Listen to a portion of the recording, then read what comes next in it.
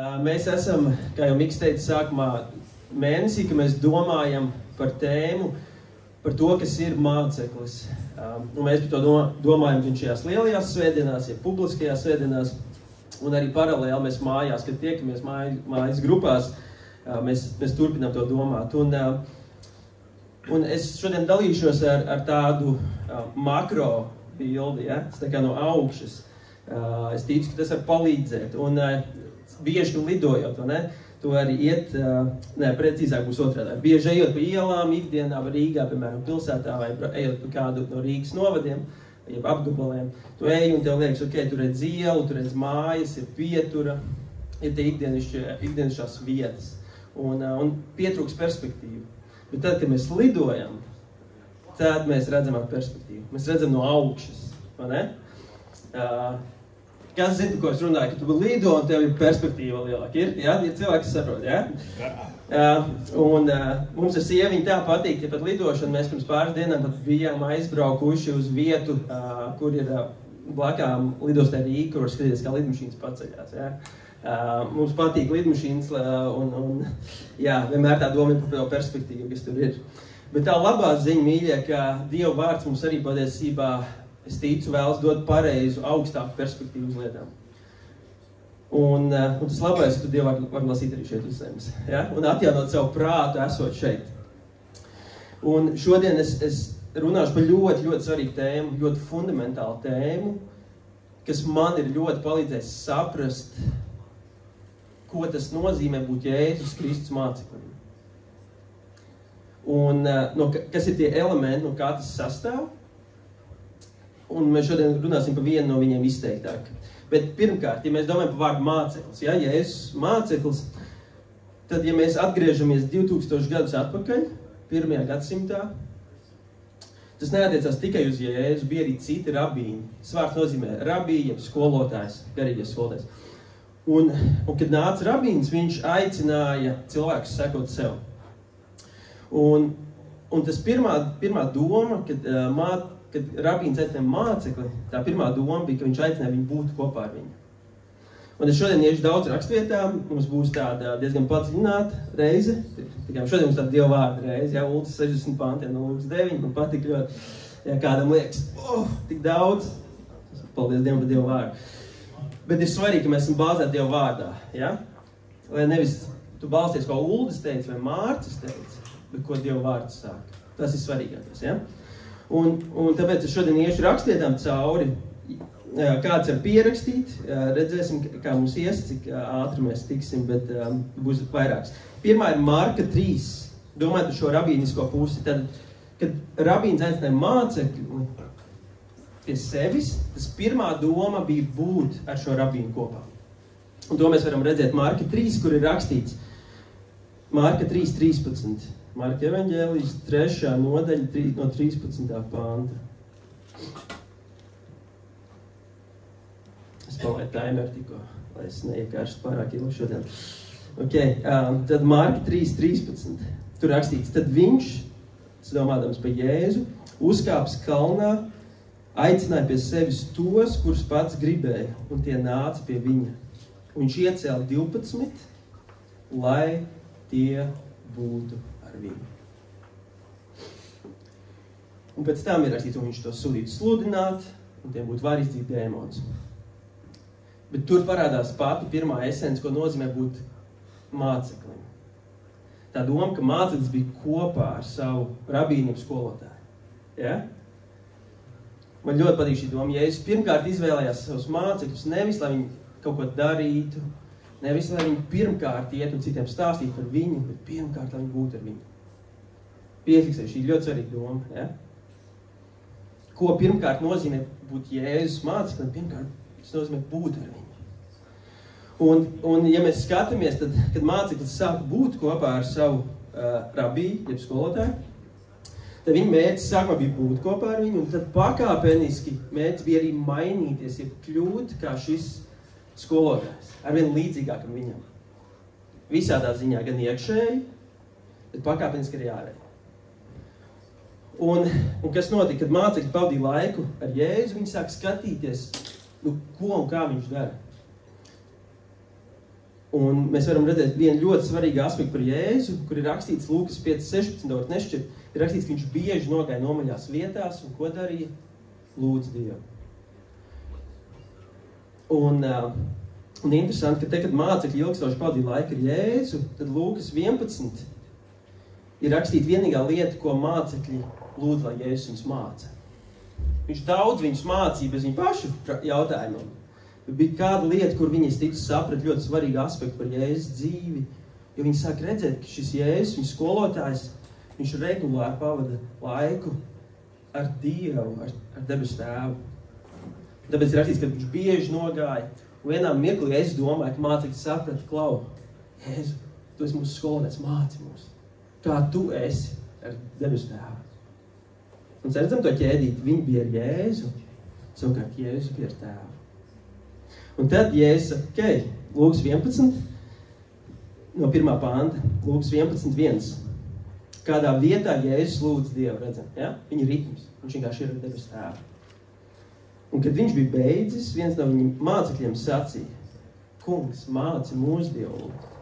Tāpat kā Jānis savus mācekļus mācīja. Redzam, ja? Tajā laikā tā kultūra bija ļoti normāla. Rabīns māca savus mācekļus. Jānis Kristītājs arī bija skolotājs rabīns. Viņam arī bija mācekļi. Un viņš saka, Klau, Jēzu, Jānis māca savējos, vai tu arī mūs mācīsi? Un ko Jēzus māca? Lasam. Un viņš tiem sacīja, kad jūs lūdzat, sakiet, Tēvs svētīts, lai top tavs vārds, lai nāk tava valstība. Tad kas mums šeit notiek? Pirmā bilde pa mācekļiem bija, viņi sāk pavadīt laiku kopā ar Jēzu, ar savu skolotāju rabīnu, un viņš sāk viņus mācīt, kā viņš ir kopā ar savu tēvu. Un tad pakāpenes viņš sāk mācīt, kā viņiem lūgt. Ja? Mēs redzam, ka Jēzus teica, tad jūs varat sāk komunicēt ar debesu tēvu, pateicoties man. Un Jēzus daudziet sāk viņus mācīt, kā būt kopā ar debesu tēvu. Tāpēc, ja jūs sāksiet evaņģēlijiem cauri, tu redzēsi, Jēzus mācīja viņus lūgt debesu tēvu. Ja šajā rakstvietā, ko mēs saucam par tēvu reizi, vai ne? Jēzus viņus sakiet tā, mūsu tēvs debesīs. Tu vari teikt, dodies savam tēvam. Un Matei 6.6 arī ir teikts, Jēzus saka, ka tu lūdz iej savā kambarī, durvis aizslēdz, lūdz savu tēvu apslēptībā. Jā, tad redzam, tad šī pirmā lieta nozīmē būt Jēzus māceklim. Ka pateicoties un caur Jēzu, tu tagad vari būt ar savu tēvu. Tas bija ļoti skandaloza lieta. Lai arī fiziski viņi bija kopā ar Jēzu, bet Jēzus saka, es esmu durvis pie troņa, pie tēva. Tu tagad vari nākt pie tēva. Tamdēļ mēs lūdzam Jēzus vārdā. Tas nav maģiska frāze. Tas tā kā atslēgas garīgajā telpā. Tas ir Jēzus autoritātē. Tu tagad vari tuvoties debes tēvam. Tāpēc mēs sakam Jēzus vārdā. Tas ir Jēzus autoritātē. Tu vari tuvoties Dievam. Mēs tāpat nespētu. Un tas tā pirmā lieta, kas ir skaista un ļoti, ļoti svarīga, ko mēs gribam iecementēt, ka mēs domājam par to, ko nozīmē būt Jēzus māceklim, tas nozīmē būt ar Dievu. Tas nozīmē būt ar viņu. Pirms jebko tu dari, pirms jebko tu kalpos. Tā pirmā lieta, ka viņš grib, ka tu esi. Un šodien arī gan Trejs, gan Anete mums to atgādināja. Par būšanu. Ja? Un es tev iesaku šo tā kā paņemt un iet rakstos un pētīt, cik interesanti, ka Jēzus mācīgs nevis lūgt viņu, bet lūgt tēvu. Tas ļoti interesanti doma. Lai arī viņi bija kopā ar viņu, viņš saka, Klau, ka tu lūdz manā vārdā, bet tuvojies tēvam. Nekas slikts nav, ka tu runā ar Jēzu, bet vienkārši tu skaties tā bibliski pa soļiem. Ļoti interesanti šī doma ir, ka Jēzus mācekļi darīja to pašu, ko darīja Jēzus. Un ko darīja Jēzus? Viņš gāja pavadīt laiku ar tēvu. Ja? Ja tu esi Jēzus māceklis, tu ikdienišķi. Dievs sirds, ka tu pavadi laiku ar savu debesu tēvu. Caur svēto garu, pateicoties Jēzum. Ja? Amen? Tas ir skaista realitāte, ko nozīmē būt Jēzus māceklim. Un tas ir pirmais, ja? Ko māceklis saprat. Viņi saka, bija kopā ar Jēzu, un tad pakāpeniski Jēzus saka viņus mācīt, kā caur Jēzum ir iepazīt savu debesu tēvu. Tāpēc nākamreiz, kad tu skaiti tēvreizi, pasakies, ka tā ir lūkšana, ko Jēzus mācīs saviem mācekļiem. Mūsu tēvs debesīs. Tad tā ir pirmā lieta, ja? Virzamies tālāk. Tad, kad viņi bija kopā ar viņu, kā es teicu, viņu mērķis nebija tikai būt savu rabīnu klātbūtnē, katru dienu viņi pavadīja, bet šajā klātbūtnē pakāpeniski viņi arī sāka mainīties. Un tas mērķis, kā es teicu, bija, ka šie mācekļi kļūst arvien līdzīgāk un līdzīgāk savam skolotājiem. Ja? Un bieži, kad mēs domājam par mācekli, mēs domājam varbūt par praktiskām profesijām, ja? Galdnieku māceklis vai kāds ļoti praktisks profesijas, un tas primāri saistās ar to praktisko pusi kaut ko darīt. Bet Jēzus bija arī garīgs skolotājs, un viņa sirds bija mainīt, sākumā arī iekšieni saviem sekotājiem. Un tas ir otrais aspekts, ko nozīmē būt Jēzus mācekli. Bija pieauguši kļūt kā Jēzu. Un es gribu vienkārši parādīt arī kā šo domu ar Bībeles pāntu. Šodien, patiesībā, kad mēs lasījām Lūkas 9, varbūt jūs kādu piefiksējāt. Kad Jēzus mācekļi bija kopā ar Jēzu, tad Jēzus klātbūtnē. Reizēm Jēzus arī teica, klau, draugs. Viņš izgaismo viņu neticību. Viņš teica, tu vēl tici maliem, ja tev ir neticība. Un viņš pieaugoši sāka savus mācekļus, kas bija viņa klātbūtnē, arī mainīt. Viņš viņus mīlēja, un bija ar viņu, un vienlaicīgi viņš nebaidījās arī runāt lietas, kur viņu sapratni, jeb domāšana nesaskanēja ar Jēzus patiesību. Un šis ir otrais aspekts, ko nozīmē, ja tu arī esi Jēzus māceklis. Dieva vārda sirds ir, ka tu kļūst kā Jēzus.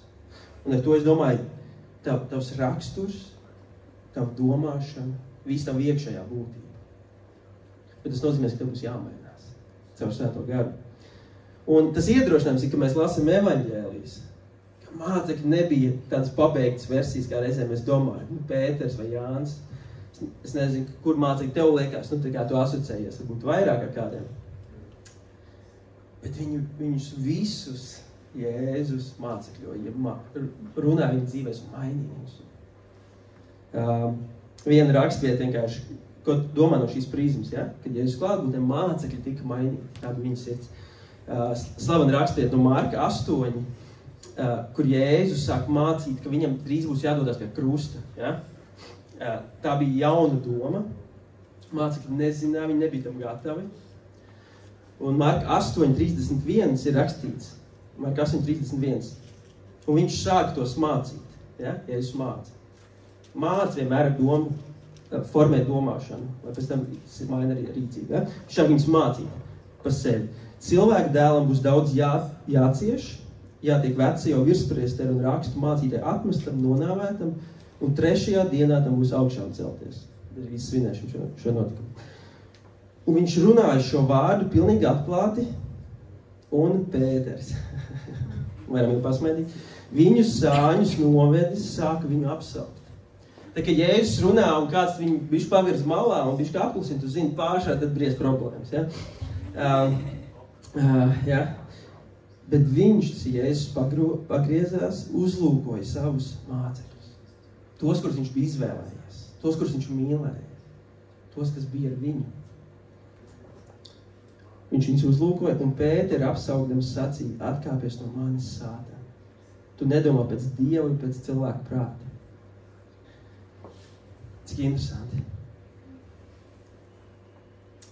Būtībā šeit mēs redzam situāciju, kur caur salauztu domāšanu tumsa var arī runāt par caur cilvēkiem, kas ir tuvu Jēzu. Jo mēs ticam un zinām, ka Pēters nebija sātans. Ja? Es ceru, ka tas visiem ir skaidrs. Ja? Savādāk būtu diezgan dīvaini, ka uz viņu celt draudz, vai ne? Tas būtu diezgan pretrunā, ja mēs tā domātu, ja? Nebūtu labākā stratēģija. Tas, ko mēs šeit varam redzēt, ka konkrētā mirklī tumsa varēja runāt un komunicēt caur Pēteri, jo kādā viņa sirds vietā tumsai bija pieeja. Un tāpēc Jēzus nekonfrontē Pēteri, viņš konfrontē tumsu, kas runā caur Pēteri. Un interesanti, ko viņš saka, atkāpēc no manis sātana, tu nedomā, cik svarīgi domāšana. Tu nedomā pēc Dieva un pēc cilvēka prāta. Tad, kas šeit parādījās, kad Jēzus ne tikai gribēja, ka Pēters ir ar viņu, viņš teica, es tev mīlu tik ļoti, ka es sākšu mainīt tavu domāšanu. Sākšu formēt to, kā tu domā, kā izskatīsies Dieva valstība. Jo priekš Pēteru viņš bija iztēlojies, ka būs tikai hip urā, kad Jēzus ir atnācis, ka viņš valdīs kā politisks vadītājs, ka viņš nometīs okupēto romiešu impēriju un ka viņi sēdēs, ja, un šaus uguni no debesīm. Bet Jēzus redz, ka Pētera sirdī ir salauzta domāšana. Iespējams, algs pēc varas, kur tums varēja izmantot šo vietu viņa dzīvē. Bet Jēzus tik ļoti mīlēja Pēteru, ka ne tikai viņš teica, esi ar mani, bet kļūst kā es. Maina savu domāšanu saskaņā ar manu vārdu, ar manu mācību. Tāpēc interesanti, ka Jēzus māca, Pēters apklusina Jēzu. Pēc tam Jēzus maina Pēteru. Romieši 8 saka, ka Dieva virsmērķis par saviem mācekļiem, tas arī tu esi Jēzus Kristus māceklis arī par tavu dzīvi, ir tevi izveidot līdzīgu savu dēla tēlu.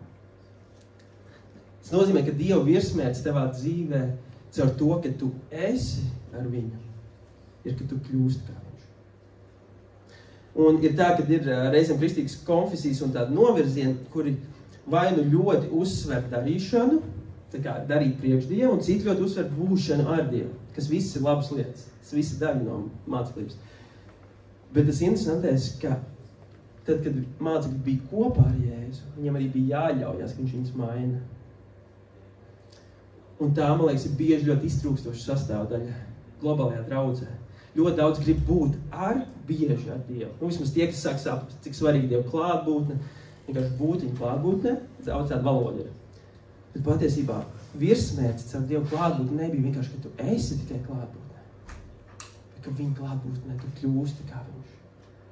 Un tas sevi ietver transformāciju. Un tas sevi ietver tādus mirkļus, kad Dievs pēkšņi uzrāda, ka tavu domāšana, ja tavs sirds nav pareizā vietā. Ka tu domā nenocentrēts saskaņā ar Dievu vārdu. Vai tavā dzīvē ir kāds sāpes, kas bloķē tev piedzīvot visu to dzīvību, kas Jēzus ir priekš tevis. Un šis ir ļoti svarīgs aspekts, ko nozīmē būt Jēzus māceklim. Viņi ļoti savstarpēji saistīti, ja? Būt ar Dievu, būt ar Tēvu, ja būt ar Dievu vienkārši, bet ar viņu klātbūt teikt. Sāc man mainīt. Pieņemt, ka viņš sāk runāt lietas, kas ir grūtas. Ja?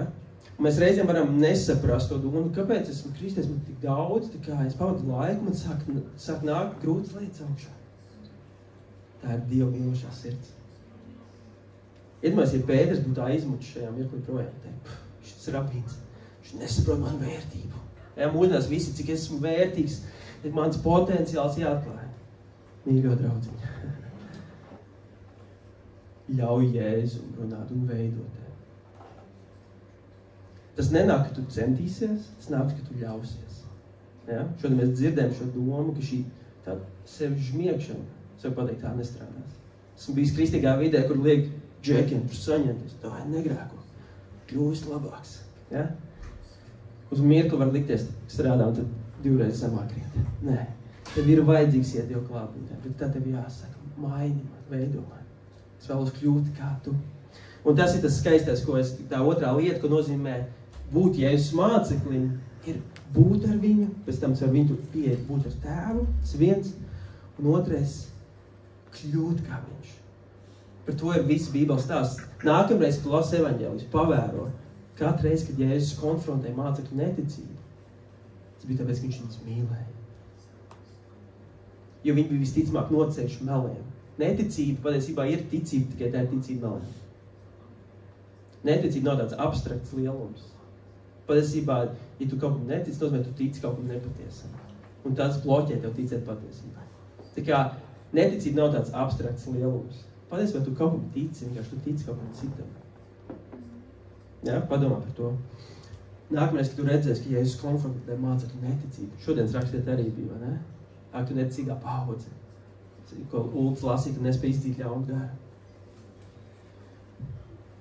Tas viss caur bija Jēzus mērķis ņemt savus mācekļus līdzi, ka viņi ir ar viņu, bet mērķis bija arī, ka viņi kļūst kā viņš. Ja? Tāpēc nākamreiz saredz to, ka Dievs mīloši sāk celt grūtas lietas augšā. Ka nevis tu saki nē, Tu domā, kāpēc nāk tās lietas? Bet teikt paldies. Un pieņemt, kad viņš tev sāk runāt tavā dzīvē. Tā patiesībā ir mīlestība, kas runā. Tā ir mīlestība, kas tev grib transformēt. Un tev grib izraut ārā no meliem. Ja? Šī doma izmaina visu to, ko teoloģiski sauc par svētāpšanu. Tad tu saproti, ka tā nav vienkārši cenšanās negrēkot. Tā patiesībā ir ļaušanās Dievam tev mainīt. Teikt paldies, ka tu uzrādi lietas, kas ir salauztas manī. Un mēs daudz esam piedzīvojuši teikt, kā draudz arī aizdītā 1,5–2 gadu laikā tēma priekšēja dziedināšanu un atbrīvošanu, kas iet kopā ar Dievu vārdu mācību par prāta atjaunošanu. Kad Dievs grib dziedēt salauztas vietas mūsos, ja ir arī kāda garīga piesaista, tad ir brīvs no tā. Līdzīgi kā šajā pantā, Jēzus konfrontē Sātanu, ir tums, kas runāts ar Pēteru. Reizēm tums var runāts ar mums, salauztās vietās, kur mēs esam devuši piesaisti. Un tas labais, ka Jēzus mūs mīl, un tas labais, ka svētais gars grib mūs mainīt. Un ja tu izlaidīsi šo daļu, un tu būsi tikai par Dievu tuvumu un par kalpošanu, tas skumjākais, kad var attapties, ka pēc 30 gadiem nekas nav mainījies. Tu neesi redzējis, ka Dievs tev maina, un tu nevēlies būt tajā vietā. Tu vēlies teikt, Dievs, maini mani, veido mani. Ja? Kad mēs dziedam tos vārdus, tie vārdi par šo, ka tu tiec veidots Jēzus līdzībā. Un cīreiz tas ļoti patīkam, un cīreiz ļoti sāpīgi. Bet tā vienmēr ir Dieva mīlestība. Tā kā, tik tā mēs esam pie pēdējā punkta, un tas ir šodienas pamatvadlīnija. Pirmais ir, ko nozīmē būt Jēzus māceklim, un tas nozīmē būt ar Jēzu, ar mērķi, lai tu kļūtu kā Jēzus. Ja? Tas bija 1. gadsimta māceklības kultūrā. Tāpēc mūsu draudzes vīzijā tas ir caur Jēzu, mēs varam pateicoties Jēzum, caur Svēto garu mēs varam būt ar tēvu, jo Jēzus mācīja savus mācekļus būt ar tēvu, lūgt tēvu, ja? Būt ar tēvu, iet kambarī ar tēvu, lai mēs mainītos. Un es tik ļoti svinu, mīļie, aizdītā gadu laikā tos stāstus, tās asaras, kas saka, Jēzus man maina. Viņš ņem vistumšākās lietas, vissalauztākās lietas. Tas ir apliecinājums evaņģēlijas spēkam. Bieži mēs domājam tikai par to mirkli, ka mēs nākam pie Dieva, bet patiesībā, kad mēs piedzīvojam tajās mūsu salauztajās, tumšajās vietās, es vien, ka Dievs mūs turpina mainīt, turpina glābt. Turpina veidot. Pagājušajā nedēļā mājas grupās mēs vienkārši cilvēki dalīja, kā Dievs viņus ir atbrīvojis. Dievs ir dziedinājis salauztas vietas. Tas ir šie pāntu realitāte. Mēs tiekam veidot dēla līdzībā. Pēc tā man kādā mirklī paņemtu, laikam, rokas kalpot. Ja mēs vienkārši taisītu pasākums, tā kā es sapratu, vienkārši taisīt cilvēks ir diezgan viegli mūsdienās. Ja nav izmainītas dzīves, nav vērts. Labs pasākums var atrast arī citur. Ir daudz skābekli pildošāks telpas, ja? Var atrast labākas skaņas, gaismas, jautrāk pasākumu. Bet tas, ko nevar atrast, ir vairāk izmainītas dzīves. Nevar atrast drošāku vietu, kur būt vājam un salauztam. Tas ir pieejams tikai pie mūsu Jēzus kājām. Viņš maina, viņš grib dziedēt. Tāpēc viņš citēja Jesai, sakot, ka viņš nāca, lai dziedētu salauztās sirds un darītu saistītos brīvus. Un tas neatiec tikai par cilvēkiem, kas ir ārā, kas nepazīst Dievu. Tas aizvien notiek katra mācekļa dzīvē. Kā mēs redzam Pētera dzīvē, viņš jau seko Jēzum. Bet tu mums aizvien varēja runāt caur viņu. Bet tas skaisties, ka viņš ļāvās. Viņš ļāvās ar savu nepilnību, ar savu salauztību. Un Jēzus viņu mīlēja un mainīja. Un tas ir aicinājums katram vienam no mums. Bet trešais posms, ja, turpinām makro pēdējais posms šodienai, bija arī darīt to, ko darīja rabī, jeb skolotājs. Ja?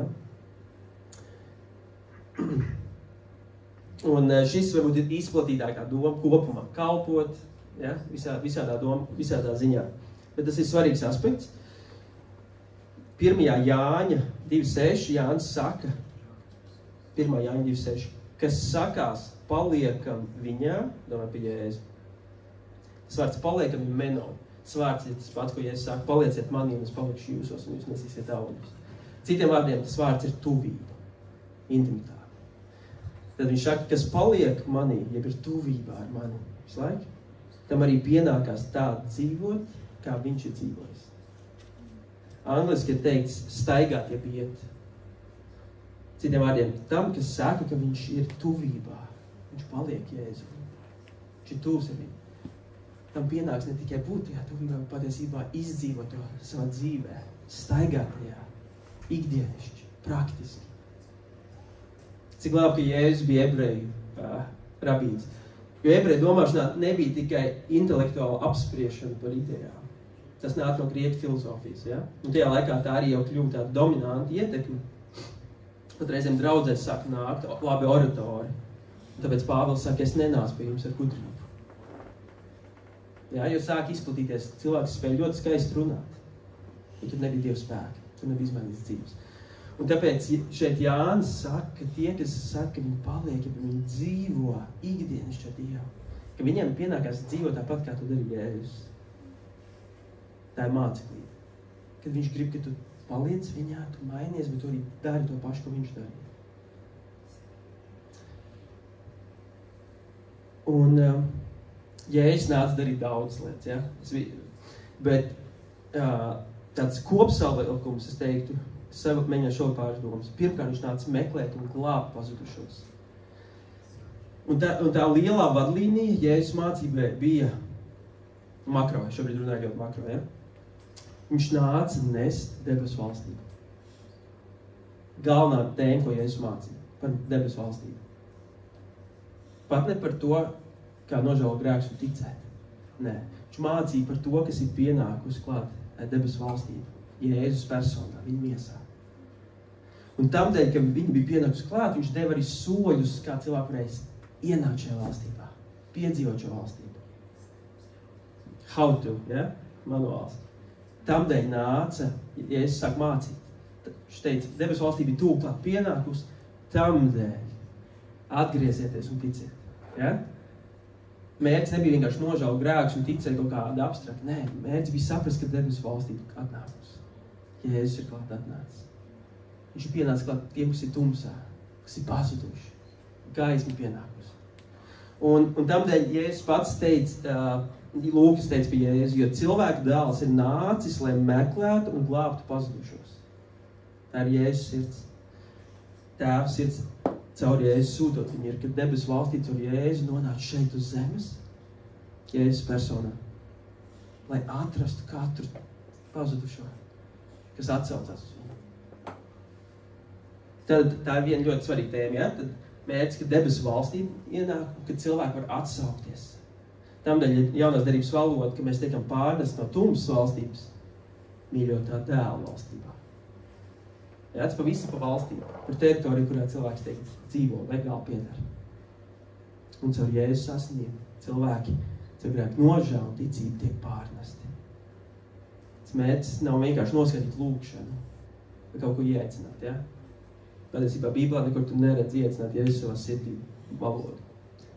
Ja? Mērķis ir cilvēkam griezties prom no vecās dzīves un sākt sekot šim rabīnam, šim skolotājam, kurš ir nesis jaunu veidu, kā dzīvot. Tas nozīmē atstāt veco, raudzīties uz viņu. Un tas skaistais, ka tā bija Jēzus sirds, glāb pazudušos. Un tā aizvien ir arī viņa sirds, viņa sekotāji, tāda pati. Turpināt Jēzus iesākto. Teikt, lai debesu valstība ar viņa mācekļiem tiek nesta, glābt tos, kas ir pazuduši. Tas viens svarīgs aspekts. Otrs, viņš nāca iznīcināt arī tumsas darbus. 1. Jāņa 3.8. Tamdēļ Dieva dēls atnācis, 1. Jāņa 3.8. Viņš atnācis, lai iznīcinātu velna darbus. Tātad, kad Jēzus nesa debesu valstību, viņa mērķis bija fokus bija uz pazudušajiem. Uz tevi un mani, uz katru vienu. Bet pa ceļam ir pretestība. Tumsa, kas šķakarē Pēteri un citus. Tamdēļ, lai glābtu pazudušos, automātisks solis ir jāiznīcina darbi, kas ir ietekmējuši šo cilvēku dzīves. Ja? Tamdēļ daļa no Jēzus kalpošanas bija iznīcināt velna darbus, kur tumsai bijusi ietekme. Un tā aizvien arī Dievs ir par viņu sekotājiem šodien. Mēs tam pieskarsimies. Vēl viens svarīgi rakstiet. Apsvīt darbu 10.38. Šo es tev iesaku uzšķirt. Šī ir ļoti skaisti rakstiet. Apsvīt darbu 10.38.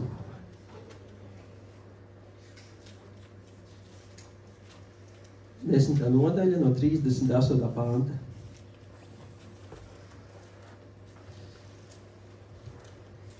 Es lāsu bišķi tālāk panta ietveros. Dievs, tas ir tēvs.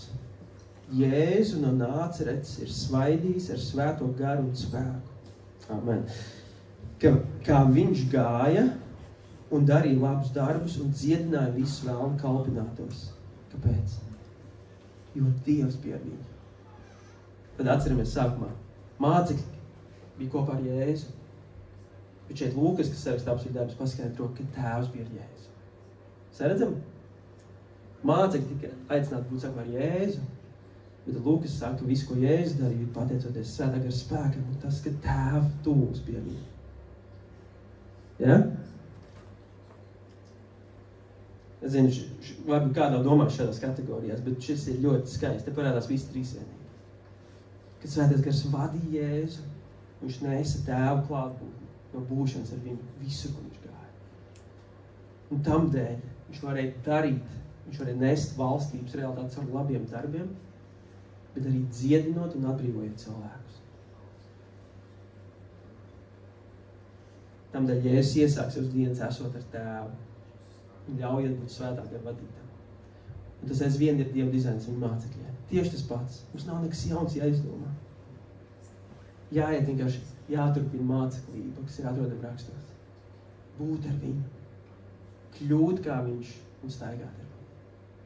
Un šajā pantā vieni parādīt visu šie aspekti, ja? Ka Jēzus gāja, viņam vajadzīga svētais gars, viņam dod spēku, mums ir vajadzīgs svētais spēks. Un vienlaicīgi mums vajadzīgs Dieva tuvums, būt ar viņu. Tēva tuvums šeit. Jaunā derībā vārds Dievs ir sinonīms ar vārdu tēvs. Tātad, ko es gribu parādīt?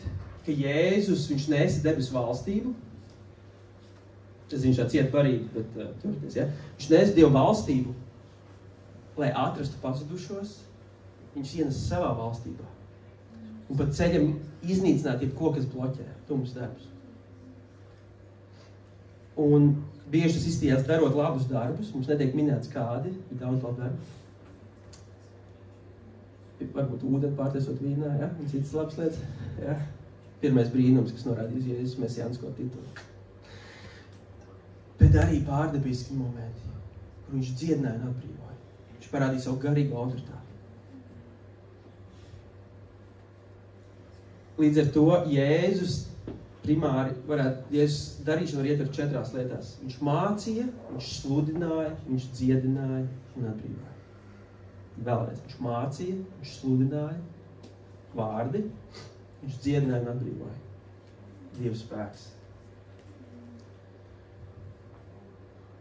Un es ticu, ka Dieva sirds, ka mēs sekojamies parokam. Lielajā pavēlē, kas tiek dota, slavnākais pants par misiju, ko citēs jebkurā misijas konferencē, ja? Mātei 8.18. Jēzus pavēl, viņš saka, viņam dot visu vārdu debesīs un virs zemes. Tas ir ļoti svarīga doma, ja? Viņš ir aizsits projām tumsu sātanu, viņš paņēmis autoritātes varu, un tagad viņš savus mācekļus sūta. Padomāt, ja? Tev un mani, tas Jēzus mācekļus, viņš sūta. Ko darīt? Veidot citus par mācekļiem, tos mācīdam. Tev un man mums ir jāturpina darīties, mums jāmāca citi. Viņš teica, visu māciet, ko es jums esmu pavēlējis. Un kāds teiks, pagad, bet man jau nav mikrofons, un es neesmu mācītājs. Kā es varu mācīt? Šis nav rakstīts mācītājiem, šis ir Jēzus mācekļiem. Es ticu tev un man, mums, un es šodien gribu tikai šo fokusēties, mums ir un būs ikdienišķas iespējas mācīt cilvēkus. Bet bieži tas var nākt ļoti praktiskās situācijās. Bija kāda māsa Kristū, kas man nesen stāstīja, ka viņa bija likusi sociālos medijos informāciju un arī dalījusi grūtas lietas, kā viņa gājas cauri, un vienlaicīgi ļoti skaidri runā par Dievu. Un tad viņai bija atrakstījusi kādu meiteni, kas sāka prasīt viņai jautājumus par to, kā viņa izprocesē tās grūtās lietas, un ka viņi grib dzirdēt vairāk par šo Dievu, par šo Jēzu, par ko viņi atsaucās. Un tur atverās pēkšņi iespēja mācīt. Pamācīt, ja? Tas vārds varbūt tev vieglāk skan, domāt pamācīt, ka tu pamāci no tā, ko tu esi mācījies, ja? Un šai māsai Kristu bija lieliski iespēja pamācīt, pastāstīt no tā, ko viņa bija piedzīvojusi savā dzīvē. Kā bibliskais Dievs Jēzus, viņš neignorē problēmas, bet viņš nāk un sastop mums tajās. Un viņi varēja sākt mācīt. Un daļa no Jēzus mācekļu domas bija, ka mums būs jāspēj arī pamācīt cilvēku. Nākamreiz, kad tev cilvēks prasīs, iespējams kaut ko, kas saistās ar to, kā tu izdzīvo savu dzīvi, saredz, ka tā ir iespēja mācīt. Tā ir iespēja pamācīt cilvēku. Šeit Jēzus teica visu, ko es jums esmu pavēlējis. Tā tas ir būt par situāciju, piemēram, kāpēc tu piedod tam cilvēkam? Viņš tev piekāsa. Viņš nav pelnījis, ka tu viņam piedod. Kāpēc tu to dari? Pēkšņi tev ir iespējas stāstīt, ko Jēzus ir mācījis par piedošanu. Pēkšņi tu vari atsaukties uz Dievu vārdu, uz Bībeles Jēzus mācību. Tu saki, es sekoju Jēzum, un viņš mācīja mani, kā savu mācekli, par to, kā man ir jādzīvo piedošanā. Un tas ir tāpēc, ka viņš man ir piedevis. Un pēkšņi tu atopies, ka tu vari stāstīt par Jēzus evaņģēliju. Tas ir ļoti praktiska situācija. Mēs bieži domājam citās kategorijās, bet Jēzus bija ļoti ikdienišķs Dievs. Viņš nāca pie cilvēkiem viņa ikdienā, pie galda. Viena no Jēzus mīļākajām vietām Bībelē, jaunajā derībā bija būt pie galda kopā ēst. Ja? Gan bibliski ļoti svarīgi praksa, kopiena, attiecības. Un es ticu, mums bieži ir daudz vairāk iespējas attiecībās ar cilvēkiem mācīt, nekā mēs pamanām bieži. Pa vidam mums ir bailes, nedrošības, vai ne? Bet patiesībā daļa no Jēzus mācekļu domas bija, ka viņš saka, māci, ko es tev esmu pavēlējis. Māci tālāk, ko tu esi mācījies no manis. Nodod to tālāk. Un man pārsteidz, cik bieži atvērta durvis evaņģēlijam nāk tieši no tādām sarunām. Viņš nenāk ar bazūnējošu lielu skaļumu, ja? Viņš nāk no ļoti ikdienišķām sarunām par situācijām, kā mēs ejam cauri. Ja tu esi Jēzus māceklis, piefiksē, ko viņš tev māca. Un viņš grib, ka tu to dalies tālāk. Vienkāršiem vārdiem, saviem vārdiem. Bet esi gatavs, kad pienāk cilvēks un prasa, Laura, kāpēc tu esi savādāk darba kolektīvā? Kāpēc tu neaprunā citus? Pēkšņi pavarās iespēja. Bez mikrofona, bez pasākuma mācīt to, ko Lauras rabī mācīs viņai. Saredzi? Tā ir māceklība, ka tu turpini mācīt tālāk, ko Jēzus mācīs tev. Man bija kāds puisis, kad mans draugs, kuram es gribēju stāstīt par Jēzu evaņģēlu, un es vienreiz to mēģināju. Un viņš jūt, viņš jau savot pa gabalu, viņš man momentāli apklusināja. Viņš saka, nē, šito nē. Un viņš nokancelēja mani, ja? Bija cancel culture. Viņš man nokancelēja uzreiz. Bet viņš teica, bet ejam nopirkt kafiju un pastaigāties. Man tāds pāds. Un mans projekts tajā laikā, ja tas cilvēks bija reāls projekts, diemžēl, tā nav Dieva sirds. Un man likās, es nevarēju viņam pastāstīt par Jēzu, pastāstīt evaņģēliju. Bet pēc tam mēs ejam, un viņš man sāk prasīt, uzdot jautājumus. Kāpēc es maksāju tos nodokļus? Taču tā valsts tur visi sačakarējas. Kāpēc? Un pēkšņi ar to jautājumu un vēl citu jautājumu.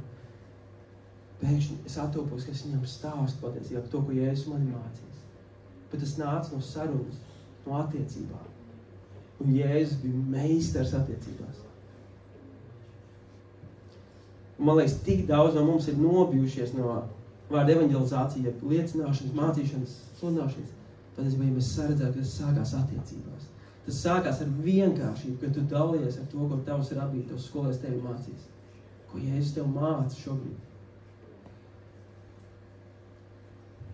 Un es ticu, ka tas ir tas, kas ir vajadzīgs Kristus miesajā. Adresīt cilvēku saprast, ka tā ir daļa no mācības, ka tu māci tālāk to, ko Jēzus mācīs tev. Bez pompa, bez lieliem nosaukumiem. Un tas skaistais bija, kad man bija iespējams stāstīt par Jēzu, bet no sarunas un no attiecībām, no vietas, kur cilvēkam bija jautājumi.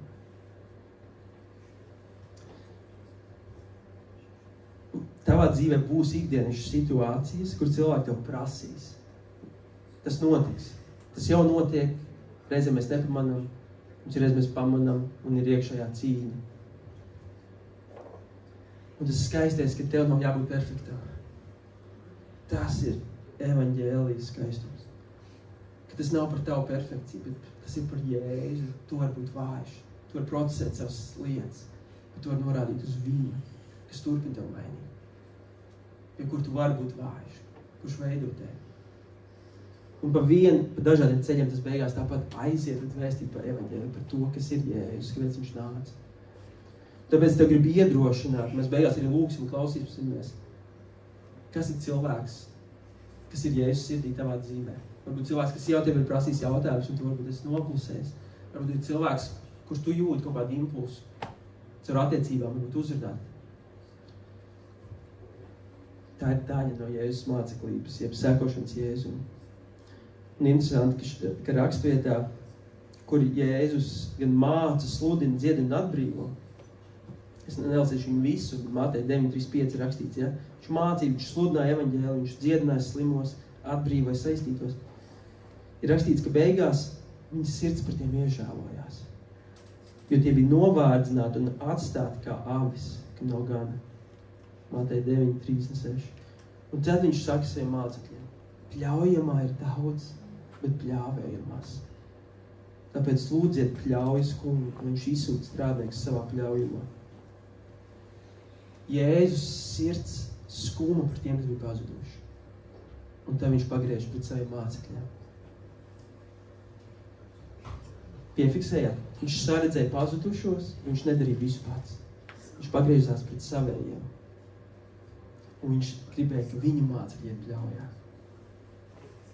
Ja viņa mācekļi bija perfekti, nē, bet Jēzus viņus sūtīja. Un tā ir Jēzus sirds par tevi. Pļauja ir gatava.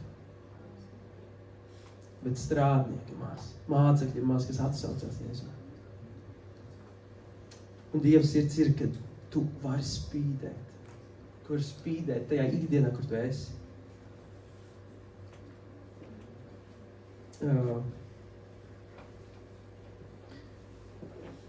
Jā, un mēs bieži, mēs sakam, ka ir jāpasludina patiesība, tas ir tā ir, es teiktu, daļai patiesība, mums ir svarīgi zināt, kas ir patiesība, bet vārds pasludināt.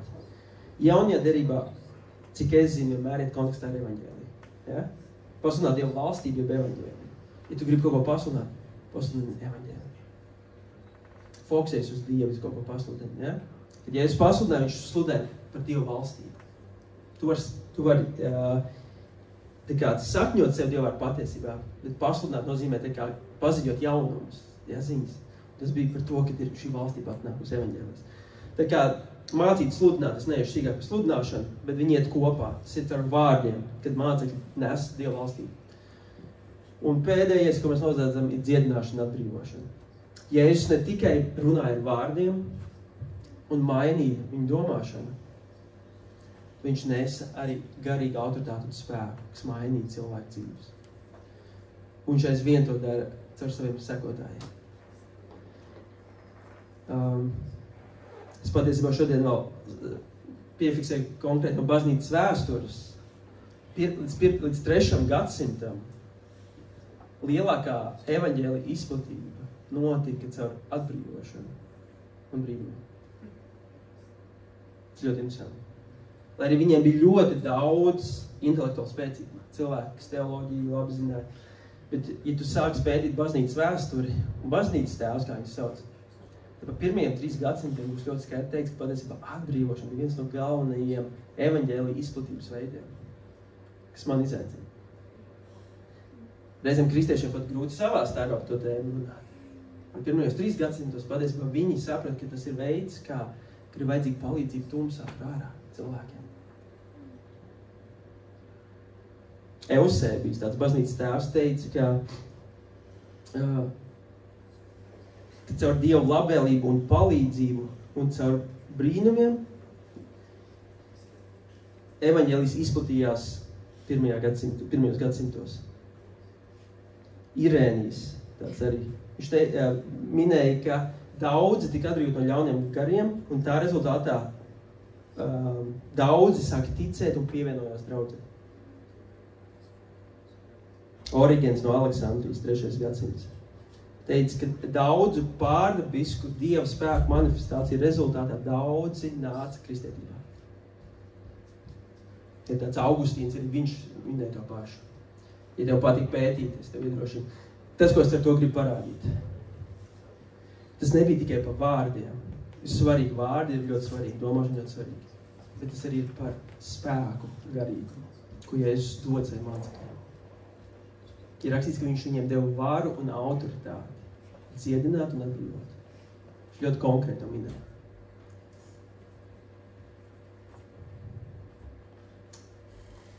Dievs vārds mums parāda, ka mums jādzīvo dabiski, ikdienišķi, pārdabisku dzīvi.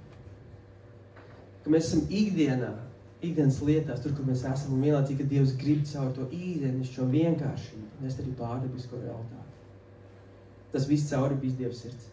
Ka mēs neesam atrauti no cilvēkiem, no ikdienas. Nē, mēs esam tur. Mēs esam tur, kur ir cilvēki, un vienlaicīgi mēs apzināmies, ka Dievs mūs aicina nest debes valstību. Un viņi iet daudz plašāk, bieži savādāk, kā mums var šķist. Bet tas ir tas, kas var mainīt cilvēkus. Un es ticu, ka Kristus miesai draudzē ir jāapzinās, ka mums ir jāzina, ko mēs runājam, mums ir jābūt formētai domāšanai, sasniegt Dievu vārdu. Mēs nevaram tā kā jebkas dara, ja? Mums teoloģiski jābūt nobriedušiem, es ticu, tas ļoti svarīgi. Bet vienlaicīgi mums ir jābūt piepildījumiem ar svētāk ar spēku. Tev ir jābūt ekipētam lūk par slimajiem. Tā, ka tu stāsti varbūt savai draudzenei par Jēzu, bet viņi saka, jā, man ir kur šis sāpes. Kad tu saki, jā, Jēzu, mans skolēdis man lūdz par slimiem, es varu uzlikt roku un aizlikt tavu kāju. Kad tu Jēzu vārdā var lūk, lai tās sāpes pazūd no tā ceļa. Vai ja cilvēks tev daloties pie Jēzu, sāk just, ka kaut kas viņu sāk mocīt. Saka, es varu izmantot tev lūgt, lai tev vienāk brīvība. Un tu viņiem stāstīja par Jēzu un lietas sakustās. Un patiesībā bija piekdiena, kādā lūkšana vakarā jālūdz par kādu cilvēku, kurš atnāca. Un es runājot jūtu, ka tur arī garīgi ietekmi cilvēku dzīvē. Un jo vairāk mēs runājām, es lūdzu, bija skaidrs, ka cilvēks saka atsaukties uz melno maģiju, uz visādām lietām, bet it kā esot kristietis un tā. Mēs runājam, un beigās bija skaidrs, ka viņš vienkārši gribēja garīgu pieredzi. Viņš bija dzirdējis kaut kādas lietas un atsaucās uz visādām tumšām lietām. Un viņš smīkņāja. Beigās viņam skatījos acīs un teicu, vai tu esi atdevis savu dzīvi Jēzu? Vai tu esi atdevis savu dzīvi Jēzu? Viņš teica, nē. Un beigās jādēļ, vai viņš vēlās. Viņš teica, īsti nē. Bet viņš grib saņemt to spēku. Un beigās es viņu stingri bija jāizsūt projām, jo viņš nosit laiku, un vairs pat citiem nevarēja tikmēr lūgt. Pat ceļam būs cilvēki, kas saredzēs Dievu spēku. Viņi negribēs būt Jēzus mācekļi. Viņi negribēs atdot savu dzīvi. Viņi gribēs kaut kādu pieredzi, sajūtu, spēku. Tas nav tas, uz ko Jēzus aicina. Mums ir jābūt ekipētiem, gan mācēt stāstīt, paskaidrot savu ticību. Pēters saka 1. Pētera 3.15, lai mēs vienmēr esam gatavi atbildēt par cerību, kas ir mūsos. Bet vienlaicīgi mums ir jābūt arī ekipētiem, nes Dievu pārdabisko pusi. Un tas nav, ka cilvēkam jānāk pie vadītāja. Nē, patiesībā vadītājiem ir jāatrast jūs. Pirms 2 nedēļas nogalēm vēl kādā citā pasākumā Bauskā man bija grupa, kuras mēs mācījāmies gan klausīties uz Dievu, un pēc tam arī lūgt vienam par otru. Un man blakām bija meitenes, viena bija 12 gadīga, otra bija māsa, viņai 15 gadīga. Runāja krieviski. Es vēl lieliskajā krievu valodā. Ja mēģināju viņam komunicēt, tad agri vai vēl sapratu, ka vajadzīga tulku palīdzību. Jā, labi, es neiešu labi savu krievu valodu, mēs novirzīsimies. Bet, jā, un tad bija tā, ka lūkšanas laikā tā māsa saprata, ka viņa vēlas saņemt lūkšanu par viņas muguru. Ja viņai ir ilgstošs mugurkaulu problēmas. Tā 15 gadīgā. Un tas, ko mēs darām, es izskaidroju māceklības principu. Ja? Ka mācekļi lūdz cilvēkiem, ka Jēzus to teica saviem mācekļiem, un arī jūs esat Jēzus mācekļi. Viņam nebija vecuma limitācijas, un blakām ir pieaudzis vadītājs tur, no tās draudzes arī. Viņš tāds apjuts, ka es nelieku viņam likt rokas, bet tā ir 12-gadīgā meitenē. Tā 12-gadīgā meitene uzliek rokas pati smīkņādām, jo viņa neko tā nav darījusi. Un es viņai saku, lūk, viņa ķiķina vēl viņa tikai. Es saku, droši lūdzu. Un viņa lūdzu, un pēkšņi tā māsa saka, ka viņa jūt, ka viņa iztaisnās kauls un nokrakšķi mugurkaulā kauls. Tā māsa jaunā, tā ir ķiķinot, lūdzu, tur necik neizskatās, tur ļoti pārgarīgi vai pilnticības. Viņa tā kā arī pats smējās par šo procesu, bet viņa tā kā dara. Bet viņa ir, tādā interesantā pozīcijā. Un beigās, krieviski tā otra meitene, sāk stāstīt tam onklim un draudzes, māsa, ka viņa naudās sāpes. Un beigās tas skaistums, ka viņas lietināja visai telpai, bija nevis, ka viņas atnāca pie vadītāja, bet ka tā 12-gadīgā meita noticēja, ka viņa var uzlikt rokas un lūgt. Ka viņa kā Jēzus māceklis var likt rokas un lūgt slimajiem, jo Jēzus to teica. Tajā mirklī notiek biežas izlaušanās, kad cilvēks apzinās savu attiecību realitāti ar Dievu un to, ka Dievs vienkāršībā šo meiteni vada pārdabiski. Viņa lūdz par savu mīļo māsu, ko viņa pazīst, pēkšņi pārdabiski Dievu valstī pienāk. Un ar to es noslēdzu, ka Pāvils to paskaidro. Viņš saka Romiešiem 15:17. Es varu lepoties Dievu lietās Kristu Jēzu. Jā, tā kā viņš šodien dziedē, ka mēs varam lepoties tikai Kristu Jēzu.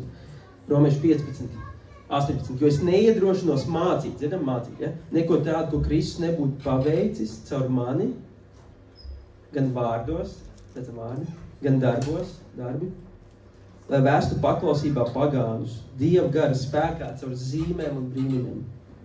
Tā, ka no Jeruzālemes viss apkārt līdz pat Ilirikai esmu piepildījis Kristus evaņģēlijas sludināšanu. Vārdi, tur ir 3 kategorijas – vārdi, darbi un brīnumi un zīmes. Taviem vārdiem ir spēks, ir svarīgi, ko tu runā, ko domā. Tavai dzīvē un darbiem ir liels spēks. Cilvēki vēro mūs. Mūsu dzīvē ļoti liela nozīme. Un vienlaicīgi arī man patīk, ir vārdi, ir darbi, ir ikdiena, un tad ir zīmes un brīnumi. Ja? Redzam, man patīk savienot mūsu ikdienas šo dzīvi ar savu pārdabisko realitāti. Un uz to es beigās gribu mūs visus izaicināt, kā Jēzus mācekļus, un šis ir šis mācekļu ceļš. Tieši par šo aspektu, tieši par darīt to, ko darīja Jēzus.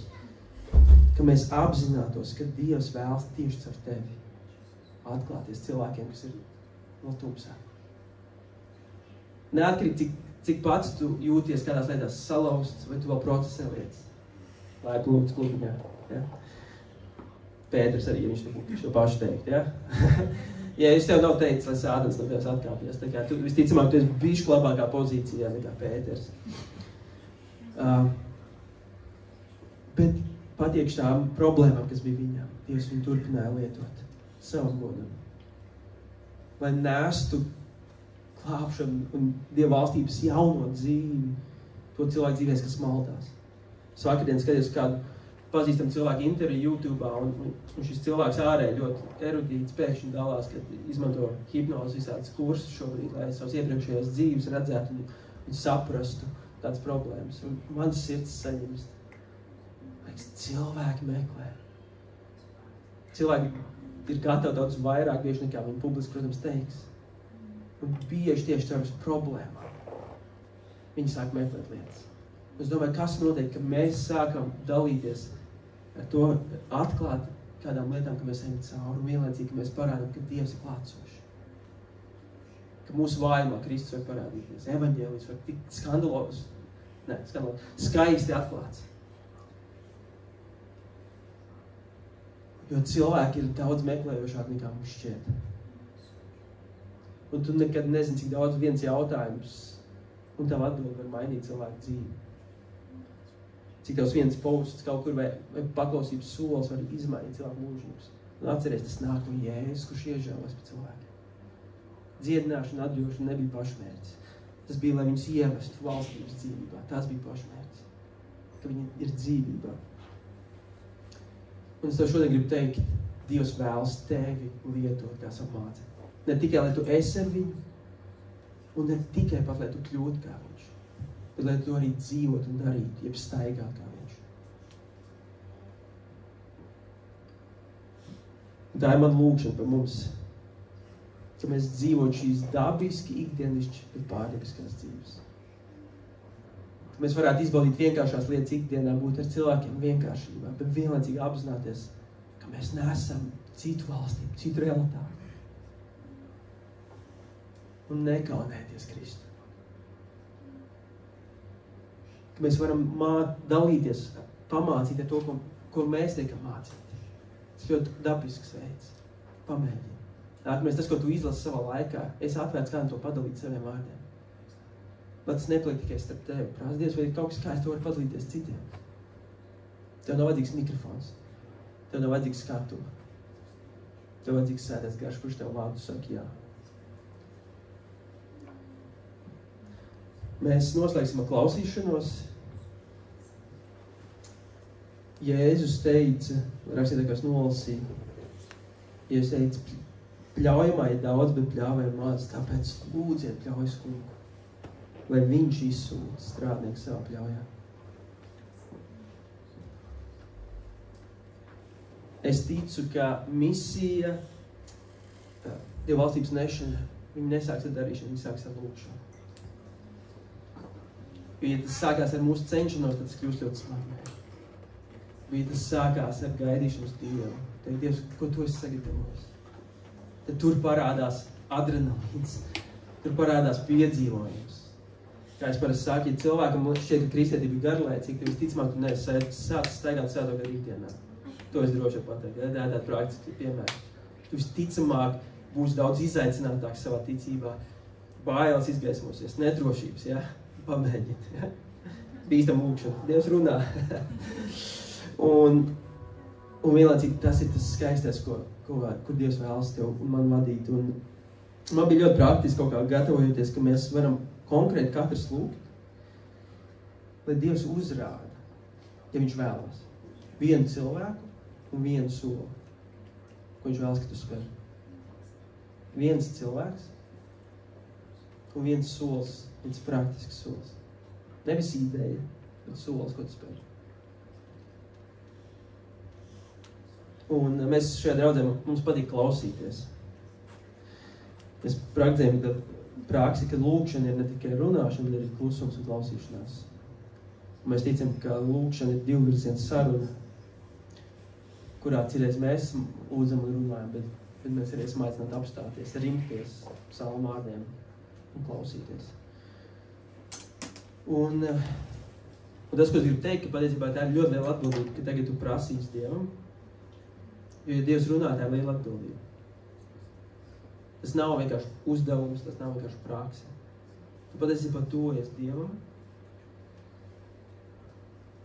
lai viņš tev izsūtītu. Viņš izsūtīja savus mācekļus uz pilsētā, kur viņš grasījās iet. Ja? Pirms viņš gāja, viņš izsūtīja, viņš zināja, kur viņš ies. Bībele saka, viņš jau ir sagatavojis cilvēkus un darbus priekš mums. Mums uzdevums ir teikt, kas tev ir sagatavots. Viņš zina cilvēks tavā dzīvē. Viņš zina cilvēks, kas šobrīd, iespējams, istabā raud, kas sauc, kas meklē, kas ir apmaldījušies. Un viņš vēlas aktivizēt savu līgavu. Lai tā no klātbūtnes un tuvuma ir arī aktīva, izsūtīta, spēcināta arī misijā. Tāpēc mēs prasīsim Dievu, lai viņš uzrāda vienu cilvēku un vienu soli. Un, kad tas notiek, tev aicinu pierakstīt to. Tiem, kam ir droši vien rakstamos, kam nav, ņemiet telefonus, ka neiet mājaslapās un aplikācijas, ja? Sargieties, ja? Pierakstīt. Un pēdējais solis ir atrast vienu cilvēkam, to var līdzdalīt. Viens līdzatbildības partners, ja?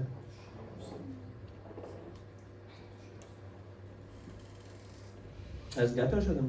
Jā? Es gatavu? Ja ir klusums, tas arī ir ok. Ja? Mēs reizēm klausamies, arī Dievs neko neteikt. Tas ir ok.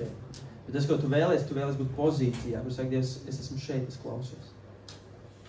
Kā Jesē teica, es esmu šeit, sūti man, Jesē 6. Un daļa no mācekļu būtības ir, kad mēs esam sūtīti. Ja tu zināt, kur tu esi sūtīts, tev ir jāprasa Dievam. Tāpēc, noslēgsim šo daļu klausīšanos.